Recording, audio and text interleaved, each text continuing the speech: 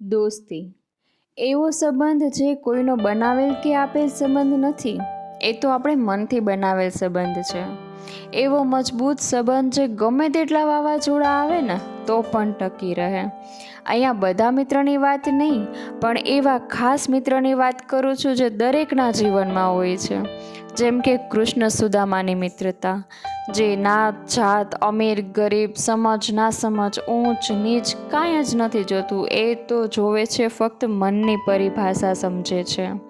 મનથી બનાવેલ અતૂટ સંબંધ કે ગમે તેટલા દૂર હોય, વર્ષોથી ના જોયા હોય કે અવાજ પણ ના સાંભળ્યો હોય, તો પણ મિત્રોને જોઈ અથવા એના અવાજના આભાસથી ગાંડા દૂર બની જઈએ. એ હોય ત્યાં ખાલી એ જ દેખાય, એની સાથે જ વાત કરવી ગમે, એના માટે કાંઈ પણ કરી શકાય. ના એ કોઈ આગળ આપણી ખોટી વાત કરશે કે પછી ના તો તમારી ખોટી વાત સાંભળી શકશે. એ છે સાચો મિત્ર. તમને ખરાબ રસ્તે જતાં અટકાવે, સાચો રસ્તો બતાવે, પછી ભલે ને એના માટે એને તમારી નજરમાં નીચું થવું પડે કે પછી તમે એની સાથે ઝઘડો કરો, તો પણ એ તમને એ રસ્તે નહીં જવા દે. જગતમાં એવા મિત્રો પણ આવી જાય છે જે વચન આપતા નથી પણ નિભાવી જાય છે.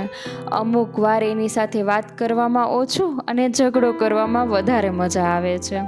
કે છે ને કે હળવાશ અનુભવાય એના સાથે હોવાથી. જે ખભે હાથ મૂકે એટલે જાણે બધો જ ભાર ઓછો.